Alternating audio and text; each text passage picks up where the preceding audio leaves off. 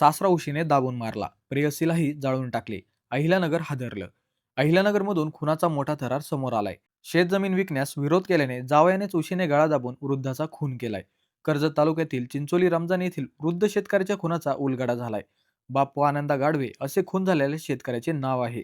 या प्रकरणी त्यांचा जावई सुनील रामदास राठोड व मुलगा आकाश बापू गाडवे अशा दोघांना अटक करण्यात आली आहे. मिरजगाव पोलीस ठाण्यात बाप्पू आनंदा गाडवे हे बेपत्ता असल्याची तक्रार त्यांचा मुलगा आकाश याने दिली होती.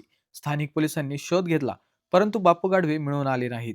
त्यामुळे सदर गुन्ह्याचा समांतर तपास स्थानिक गुन्हे शाखेने हाती घेतला. धागेदोरे हाती लागताच जावई सुनील रामदास राठोड यास ताब्यात घेतले. त्याच्याकडे अधिक चौकशी केली असता त्याने सासरे बापू गाडवे यांची शेतजमीन विकून आपल्याला पैसे घ्यायचे होते, परंतु सासरे जमीन विकू देत नव्हते. त्यामुळे उशीने गळा दाबून त्यांचा खून केला व पुरावा नष्ट करण्यासाठी मृतदेह घराच्या बाजूलाच जाळल्याची कबुली दिली. धक्कादायक म्हणजे आरोपी सुनील राठोड याचे परभणी जिल्ह्यातील महिलेसोबत प्रेमसंबंध होते. ती वारंवार गुन्हा दाखल करण्याची धमकी देत असल्याने 2025 मध्ये राठोड याने तिचा पण खून केला होता. त्याचाही उलगडा या चौकशीत समोर आलाय.